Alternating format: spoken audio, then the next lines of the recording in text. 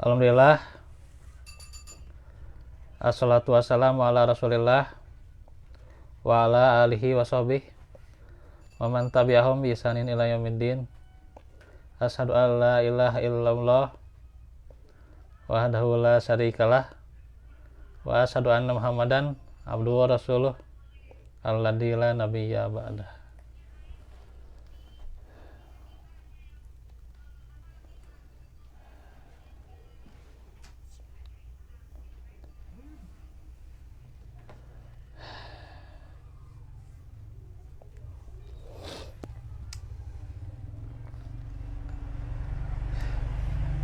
Alhamdulillah, kita bertemu lagi pada siang hari ini di hari Kamis ya. Tentunya masa-masa saat ini masa libur ya, yang alhamdulillah pada hari ini kita isi dengan majelis ilmu yang walaupun ada kendala sedikit hari ini pada masalah wifi. Mudah-mudahan besok bisa nyambung lagi ya di HP saya ini yang kecil ini ya.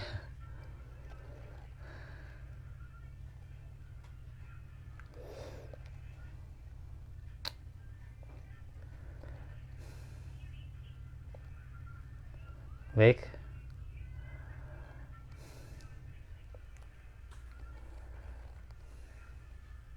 ya kita berusaha fokus saja ya, walaupun ini agak berisik tentunya.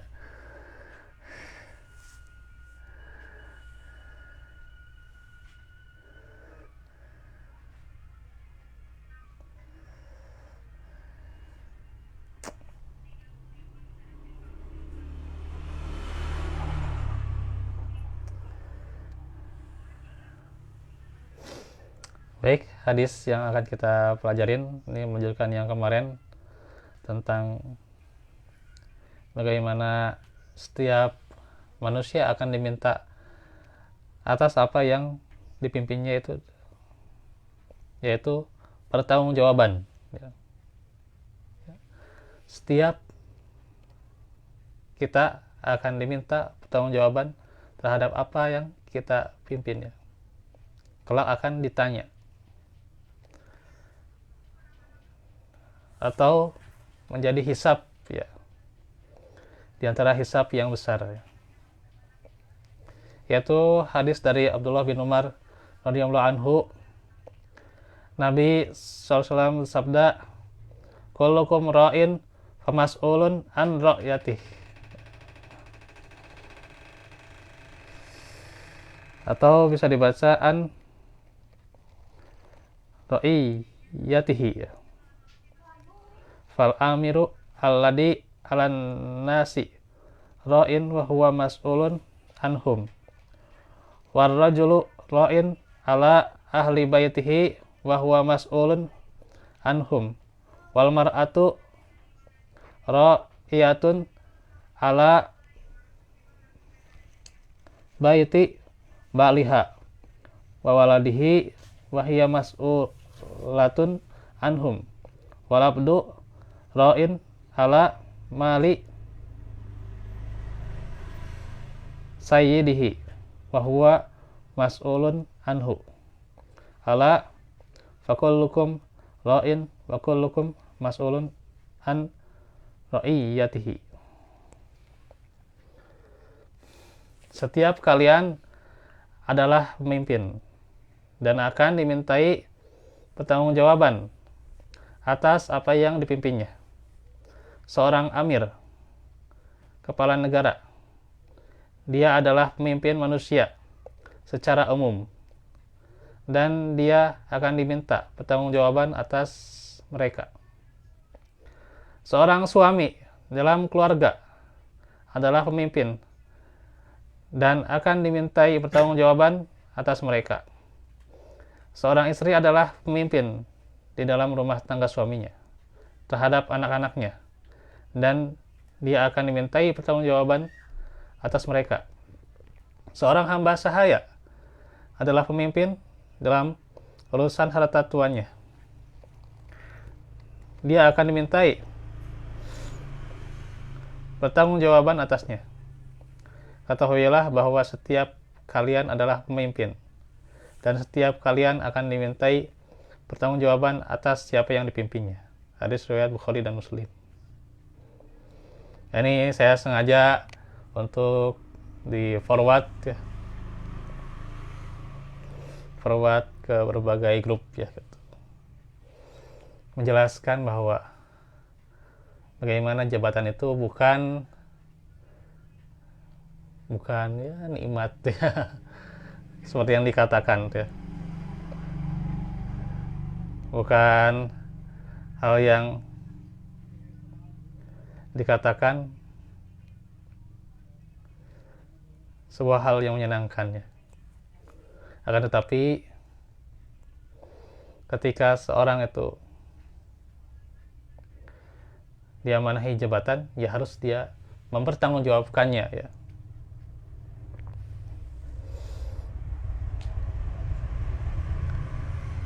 Nah, karena itu saya kutip hadis ini ya. Alhamdulillah ini urusan ya, sambil saya tadi mengajar juga di rumah online, ini ketemu hadis ini ya.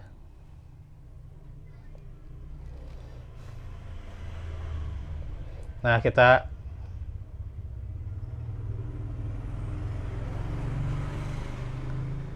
sedikit memetik pelajaran dari hadis ini, bahwa kita semua adalah pemimpin ya, baik anak mudanya, orang tuanya ya, baik warga, rakyat, atau juga tentunya pemimpinnya apalagi ya, baik dia juga adalah seorang karyawan ya, atau dia memegang sebuah amanah jabatan pada pekerjaan tertentu, dia sebagai manajernya gitu ya. Apalagi yang punya karyawan itu ya gitu, yang punya karyawan atau yang punya perusahaan itu ya gitu. Maka semua kita adalah pemimpin ya.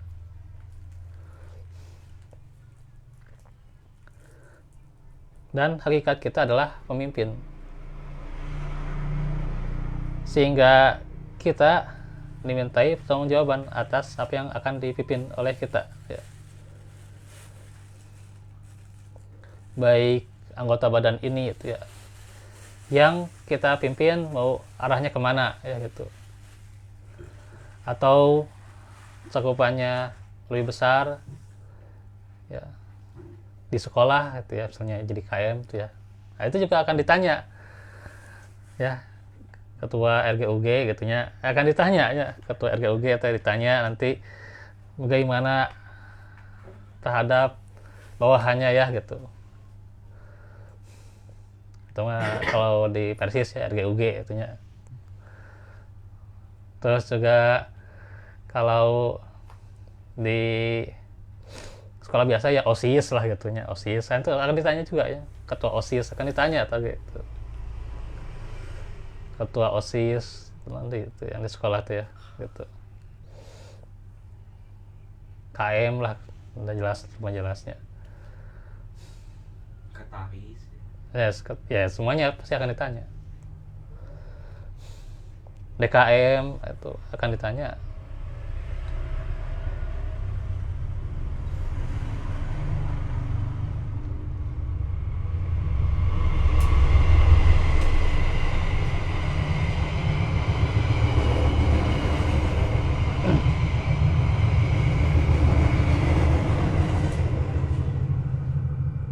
Jadi apapun pangkat dan jabatan kita, semua akan ditanya. Kalaupun kita tidak punya pangkat dan jabatan, kita juga adalah pemimpin gitu. Kita itu pemimpin, memimpin anggota badan kita ya. Kita arahkan kemana? Apakah arahkan kepada kebaikan atau arahkan kepada keburukan? Nah, itu akan ditanya juga. Jadi semua akan ditanya terhadap apa yang dipimpinnya.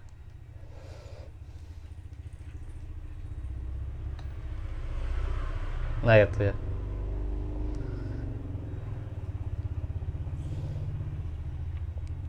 Apalagi seorang amir, kepala negara, sangat ditekankan baginya nanti pertanyaan di akhirat ya. Itu.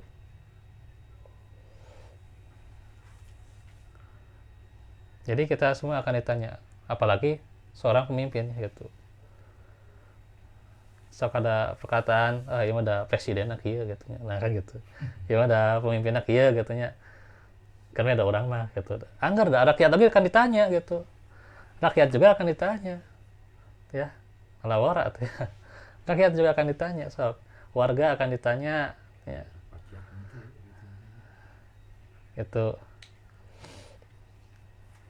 ya mah sasatik langsung gitu kan ke presiden kumaha gitu gitu. Rakyat itu akan ditanya ya gitu. Ya. Satik nyalakan ke guru gitu kan. Murid juga akan ditanya gitu ya. Semua pangkat jabatan kita itu akan ditanya ya. Nah itu.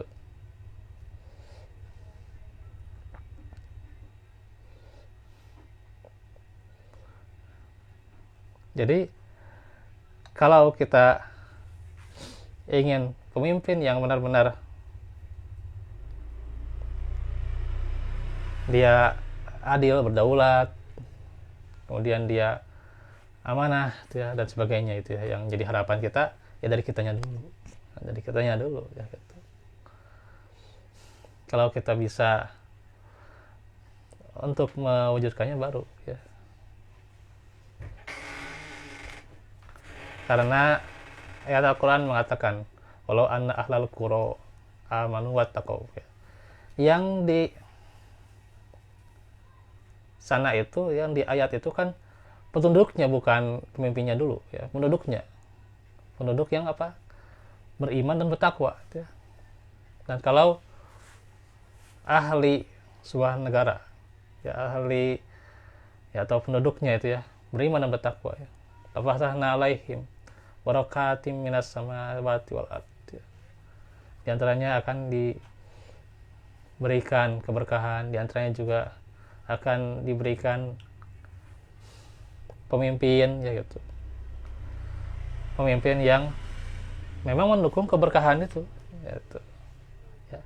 Pemimpin yang adil, berdaulat ya, wadid ya, amur, yang amur ya, yang bisa memerintah dengan baik gitu.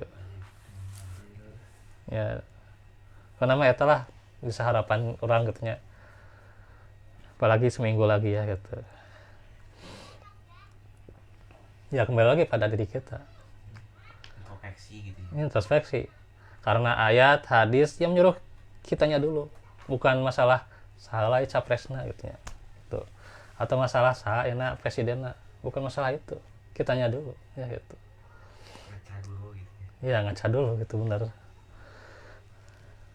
itu ya. Karenanya bagaimana ketika Madinah tuh ya, mereka kenapa kedatangan Nabi Muhammad SAW tuh ya, karena mereka itu ya diantaranya kan sebelum Nabi datang itu mereka beriman dulu ya, beriman dulu kepada Nabi ya gitu ya. Kemudian kedatangan Nabi ya, sebagai pemimpinnya Nabi Muhammad, pemimpin di Madinah ya. Ya. Kenapa di Mekah nggak dipimpin sama Nabi? Ya dah susah ya. Saat itu sedikit sekali yang beriman. Bagaimana Nabi bisa memimpin saat sebelum hijrah itu ya. Ya akhirnya Nabi memimpin Madinah. Kenapa? Di Madinah beriman dulu. Setelah penduduknya beriman, datanglah Nabi sebagai pemimpinnya. Jadi, nah itu ya.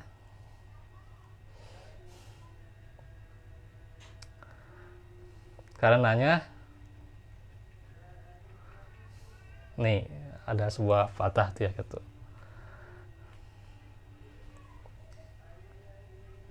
Kalau perhiasan masuk ke sampah, jadinya gimana? Perhiasan masuk ke sampah gitu. Apa? Perhiasan masuk ke sampah misalnya itu. Kalau nggak perhiasan itu jadi sampah, berarti perhiasan itu diambil gitu. Iya. Nah, nggak mungkin perhiasan masuk ke sampah gitu ya. Kecuali emang si perhiasannya mau jadi sampah juga gitu. Pak dibuang Nah, gitu. Kalau enggak si perhiasannya ambil gitu. Nah begitu juga nggak mungkin ya gitu. Pemimpin yang bertakwa asup ke negara baragajul gitu bahasa namanya. Ya, itu ya. Ya negara yang ya, banyak masalah dan sebagainya. Ingin kita pemimpin yang bertakwa. Kembali lagi pada diri kita gitu ya gitu. Kita itu ibarat apakah kumpulan perhiasan atau kumpulan sampah gitu ya. Gimana analogi para pemuda ya tentunya. Analogi para pemudanya gitu. Kita ini kumpulan para sampah atau perhiasan. Kalau kita kumpulan perhiasan, berarti ya si pemimpin itu bakal jadi menghiasi juga gitu. Kalau kita kumpulan sampah, berarti pemimpinnya gitu bahasa namanya. Nah gitu ya. Kalau enggak si pemimpinnya kabur gitu ya, nggak mau di lingkungan sampah gitu gitu. Gitu ya. Iya. Nah makanya itulah analoginya. Jadi kembali lagi, kalau kita ingin pemimpin kita yang benar, yang berdaulat, yang adil, yang sejahtera, bisa mensejahterakan, bisa berbagi, ya kitanya dulu gitu ya. Gitu. Karenanya ya di hadis ini juga diantaranya yang menjadi pertama itu ditanyakan adalah seorang amir ya. Nah itu ya. Amir pemimpin, Amir itu pemimpin agama ya, pemimpin sebuah negara ya. Amirnya itu akan ditanya ya gitu. Nah terus diantaranya juga seorang suami ya. Nah itu ya, itu juga akan ditanya ya. Akan dimintai pertanggungjawaban atas hak istrinya ya. Sudah belum tanya dia memberikan nafkah dengan benar atau menepati sesuai dengan keadaannya ya, dengan kemampuannya ya. Bukan kemauan si istri, bukan, tapi kemampuannya ya gitu ya. Tadi surat At-Tolak ya, kalau tentang nafkah itu dijelaskan tuh ya. Itu sering saya baca itu ya, surat At-Tolak gitu.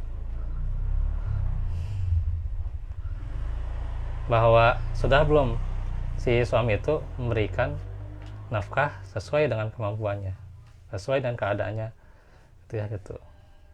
Memang idealnya mah gitunya, idealnya nafkah itu diantaranya ya bukan hanya nafkah dari segi pesek bukan nafkah dari segi uang jajan gitu ya, tapi ya kebutuhannya, kosmetiknya, can apa perempuan itu dasar gitu ya. Terus juga belum nanti misalnya kebutuhan pas hamil dan sebagainya gitu ya. Tapi dah kalau suaminya nggak mampu ya jangan dipaksakan juga gitu. Sesuai dengan kemampuannya saja kan gitu di dalam ayat juga ya gitu. Emang idealnya segala gitu, tapi dah nggak mungkin. Tetap yang namanya ideal itu ya tidak selamanya menghiasi ya gitu. Tetap semua itu pasti ada rintangannya, semua pasti ada rintangannya gitu. Dalam mencari nafkah itu pasti ada rintangannya ya gitu. Kamu ada ya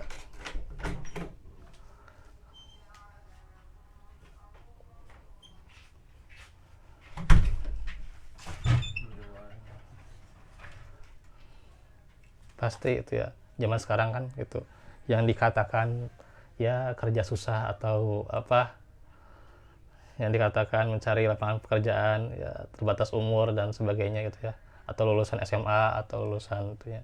Dan sebenarnya rezeki Allah itu luas gitu ya, tidak mesti kita harus apa kerja ya, mematok apa stuck kita itu ya, stuck melamar pekerjaan, nggak mesti seperti itu ya gitu. Tapi bagaimana bisa kan buka usaha atau ya ikut ke yang lain, itu juga kan bisa jadi jalan rezeki gitu ya. Kalau nggak ada kan rezeki itu lewat istighfar kan, nggak mesti orang itu ya dengan bekerja kemudian pulang bawa rezeki itu ya, bawa uang itulah itu bahasanya namanya. Rezeki itu bukan hanya uang gitu ya. Iya. Bahkan kalau di dalam Al-Quran itu ada 8 jalan rezeki, salah satunya rezeki lewat istighfar. Nah ini jarang sekali ya kita ya meremehkan ya zikir pagi dan petang, padahal itu adalah sumber rezeki itu ya, sumber rezeki itu ya. Rezeki lewat istighfar, rezeki lewat doa gitu ya, atau rezeki lewat menolong orang lain itu juga ada rezekinya ya. Nah itu, nah ini yang terkadang ya ketika akan ditanya kita pada saatnya nanti tentang istri kita, ya harus siap juga tuh ya. Haruslah ya, zaman sekarang sih sebenarnya tidak ada kewajiban tuh ya seseorang menampakkan, ya kata Ibnu Qayyim nggak ada kewajibannya orang menampakkan penghasilannya berapa, itu nggak ada kewajibannya ya. Bahkan kalau itu lebih baik disembunyikan, sembunyikan saja kata Ibnu Qayyim ya gitu. Tapi tentunya bagaimana ketika semuanya dikomunikasikan itu lebih tenang gitu ya gitu. Nah, kembali lagi itu sanggup kita untuk memimpin sebuah naungan keluarga ya atau tidak.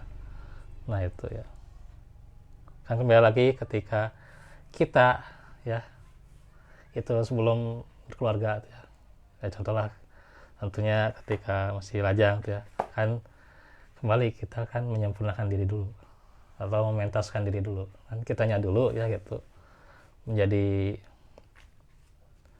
baik. Nah nanti kita akan diberikan tuh ya gitu pasangan yang baik. Nah itu ya gitu cuma can iwai itunya can datang wae pasangan teh, padahal kita sudah berusaha, ya udah kita tawakal kepada Allah ya, kita serahkan semua dosanya, kita sudah ya kalau bahasa kitanya memprioritaskan diri untuk mencari itu ya silahkan gitu ya. Tapi ingat itu pasti akan diminta pertanggungjawaban gitu ya, pasti akan diminta gitu. Itu juga seorang istri itu akan diminta pertanggungjawabannya terhadap, di dalam hadis itu adalah hak suami dan anak-anaknya gitu ya. Ini harta dari suami dikemanakan, apakah sudah diberikan untuk anak-anaknya atau belum ya, atau dia makan seenak dewe gitu ya gitu ya, berlebihan atau israf dan sebagainya. Nah itu akan ditanya ya gitu, karenanya ya keluarga itu bukan soal enak punya anak terus bisa bahasa nama bisa dipangjemurkan gitulah gitu, atau ketika sakit bisa dikrok gitulah gitu ya, nengrok gitulah gitu. Beda kalau sendiri mahnya gitu. Bukan masalah enaknya itu, bukan keluarga itu,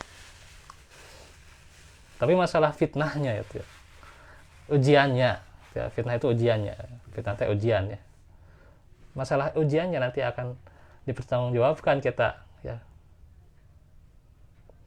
Kalau mau enak mah nanti di surga, dari dunia mah nggak akan banyak rasa enak gitu. Nah itu ya kurang dunianya. ya.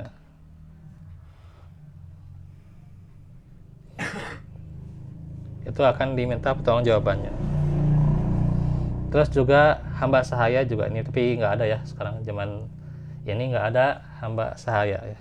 Itu akan ditanya urusan harta tuannya ya, dikemanain itu hartanya ya. Begitu juga kalau kita misalnya diamanahi sebuah yayasan ya, yayasan yatim piatu, nah itu dikemanakan eta dana teh itu misalnya ya. Yayasan apapun lah gitu, dana itu kemanain gitu ya, nah kayaknya mungkin dikemanakan eta dana teh gitu ya. Nah itu karena itu ya tetap bahwa orang itu semua akan ditanyakan ya. Nah makanya di sini nanti ada bahasanya bagaimana kriteria pemimpin itu ya. Nah, saya sedikit lagi aja ya, mau jam 2 nya terasa. Kriteria pemimpin diantaranya jabatan adalah amanah. Ia pada hari kiamat akan menjadikan yang menyandangnya hina. Jadi jabatan itu yang menyandangnya itu nanti di hari kiamat itu kita itu akan hina dan menyesal ya, kecuali mengambilnya dengan jalan yang benar. Ya. Bihaqiha ya, dengan menunaikan tugasnya dengan baik. Ya. Karena apa? Ya, dengan jabatan itu kita bisa nggak? Itu bisa nggak kita itu nantinya membuat negara ini ya seperti yang kita harapkan? Kalau nggak kan jadi hinaan. Ya sekarang kita lihat aja presidennya, tentunya jadi bahas yaudah gitu ya. Presiden di demo, candi demo, candi sampai turun ke jalan, sampai kumaha gitu ya, keadaan teh kacau balau gitu ya. Itu karena apa? Emang jabatan itu nanti akan jadi hinaan gitu ya.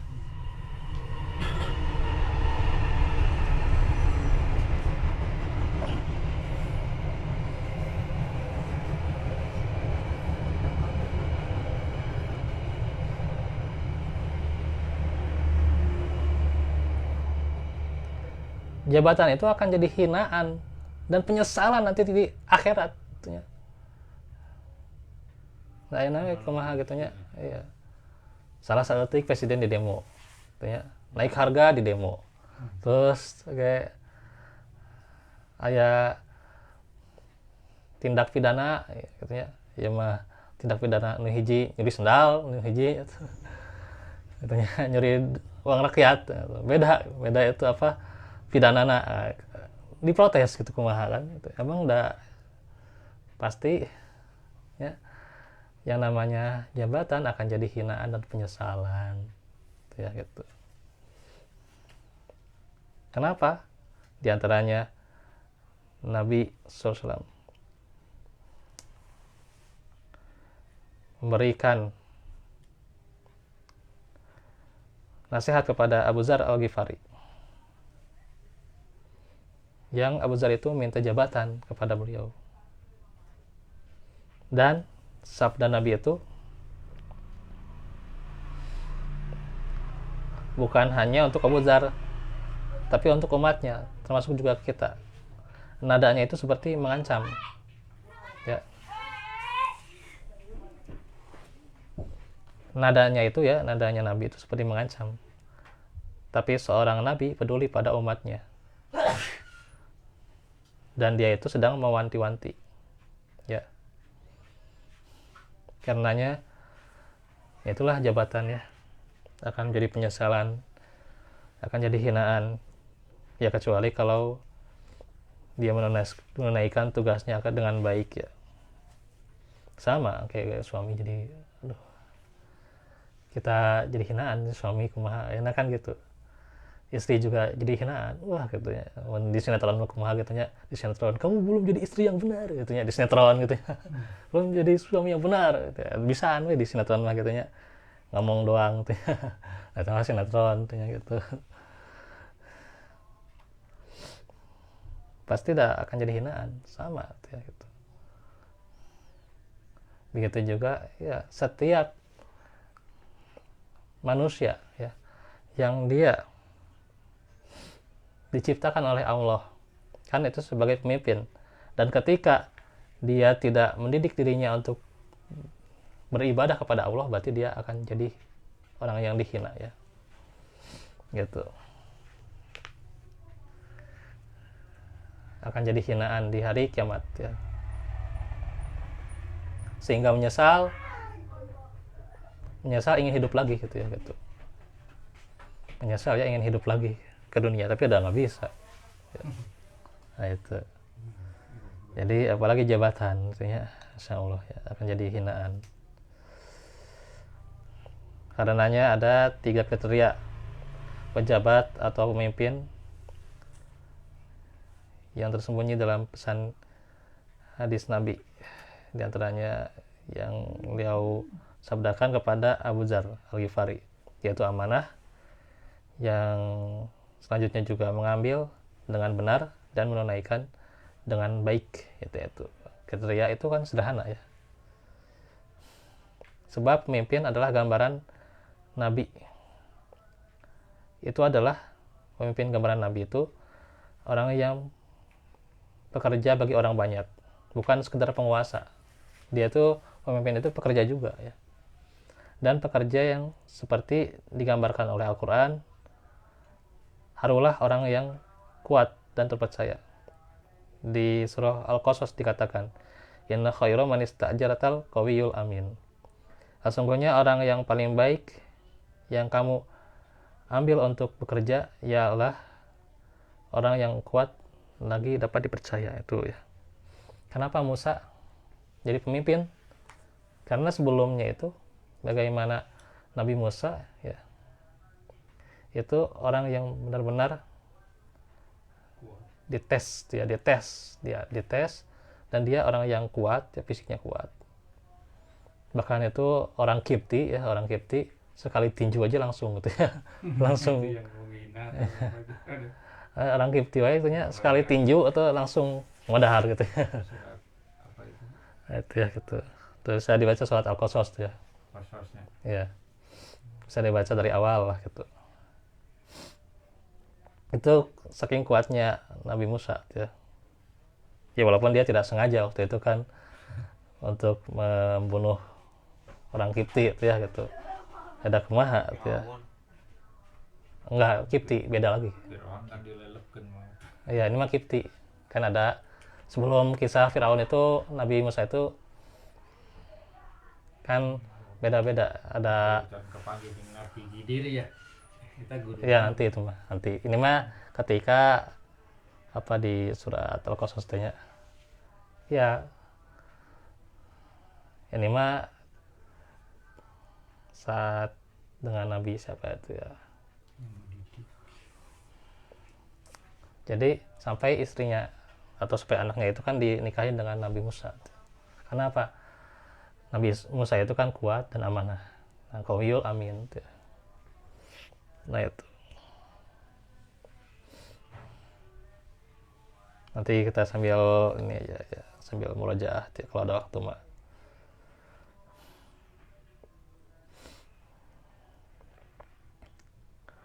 Kuat pada ayat itu ya diantaranya kuat bekerja dalam memimpin ya gitu. Itu kuat mendak kumaha ya gitu. Dikatakan oleh Yusuf Al-Qaradawi diantaranya ya dalam Fiqhus Siyasah. Ya kalau kuat itu ya kuat bekerja dalam memimpin ya. Sedang maksud amanah adalah tidak berkhianat dan tidak menyimpang dengan motif karena takut kepada Allah. Maka sebagai pekerja untuk umat ya menjadikan istilahnya pelayan ya. Pemimpin itu pelayan untuk umat ya, itu bukan orang yang harus dilayani gitu ya.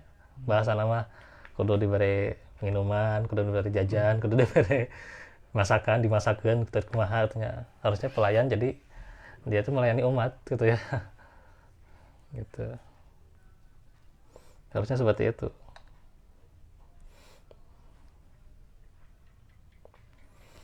Tidak menyimpang dengan motif takut kepada Allah, karenanya sebagai pekerja untuk umat, sifat kuat bekerja adalah prasyarat penting bagi pemimpin.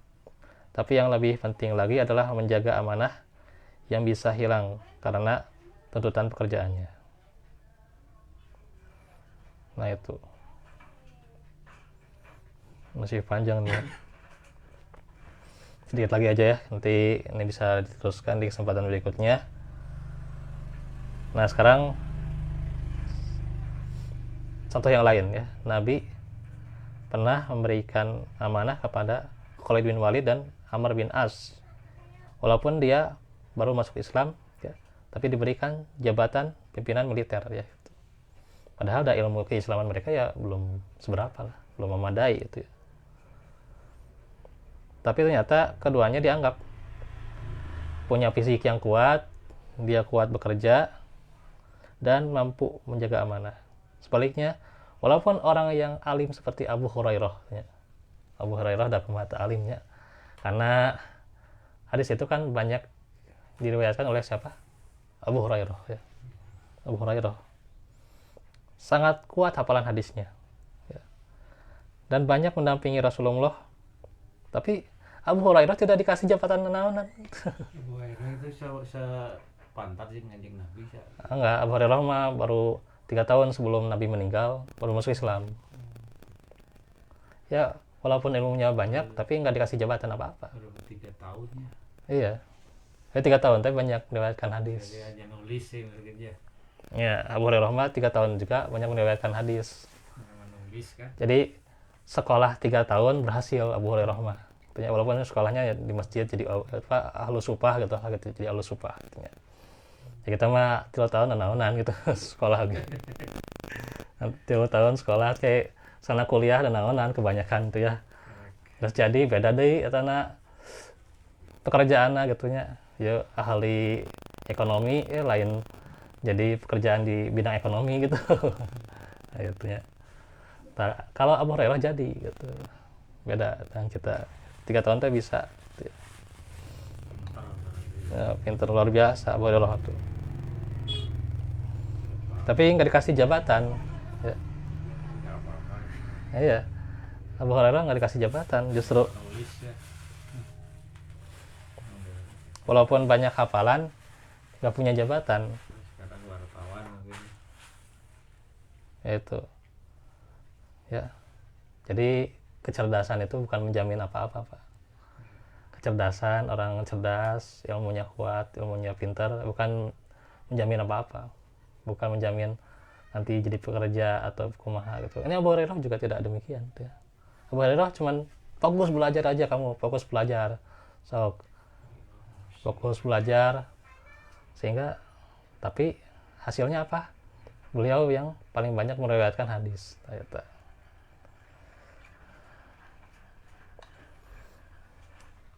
Nah, sedangkan Hasan bin Sabit pembela Islam juga masuk kriteria orang yang layak memegang pimpinan atau jabatan. Tentu lagi-lagi karena tidak masuk kriteria pemimpin yang dicanangkan oleh Nabi. Kenapa? Masalahnya seseorang bisa gagal menunaikan tugas kepemimpinannya karena tidak mampu mempertahankan amanah atau dia berkhianat ya. Atau karena tidak ada ilmu untuk itu, ya tidak ada ilmu untuk memimpin ya gitu, atau jahil lah gitu. Jahil ya.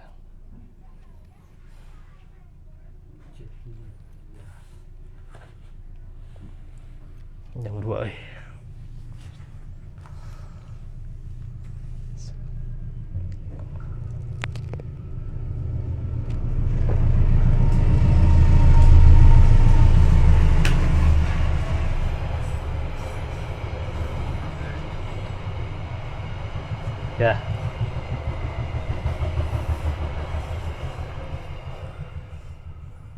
Maka Al-Quran memberi pelajaran dari kisah Nabi Yusuf.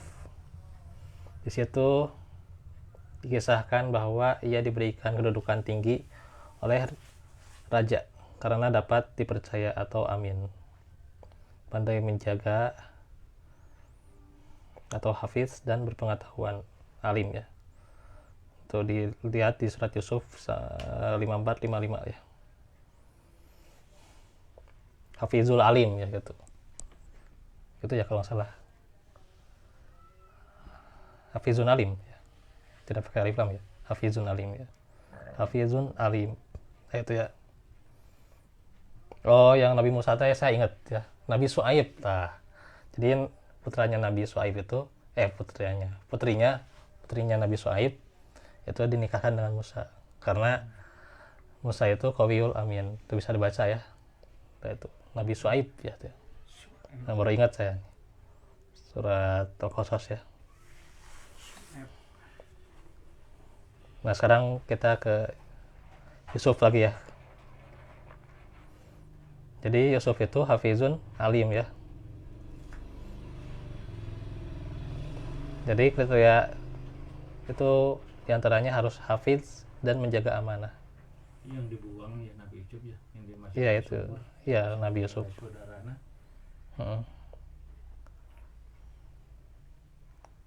Ini Nabi Yusuf disinggung dalam hadis yang lain juga. Sesungguhnya Allah akan menanyai setiap pemimpin tentang rakyatnya. Jadi akan ditanya setiap pemimpin itu tentang rakyatnya, apakah menjaga hartanya atau hafid atau menyanyiakannya ya. Riwayat An-Nasa'i dan Ibnu Hibban.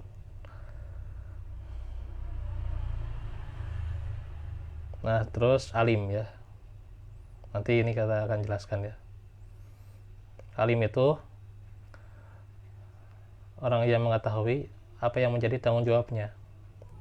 Mengetahui ilmu tentang tugasnya adalah diantaranya ya, itu tahu ilmunya. Malapetaka suatu bangsa jika pemimpin itu ya, yang dipilih atau dipercaya ya, ternyata tidak tahu tugasnya gitu ya. Inilah yang diwanti-wanti oleh Umar bin Khattab ya, radhiyallahu anhu, bahwa amal tanpa ilmu itu lebih banyak merusak daripada memperbaiki. Nah, di situ. Maka kita akan mafhum ya, paham apa kira-kira sebabnya Abu Dzar tidak dikasih jabatan oleh Nabi ya. Masih panjang tuh ya. Insyaallah nanti kita akan bahas karena sudah jam 2. Insyaallah besok lanjut pada asar ya. Nanti di kontak lagi ya. Ya, semoga Allah melancarkan dan juga melancarkan juga sinyalnya ya. Wifi-nya bisa ya. Walafu minkum walafu fikum. Rabbana atina fid dunya hasanah wa qina adzabannar. Aku qouli hada wa astaghfirullah li wa lakum. Assalamualaikum warahmatullahi wabarakatuh.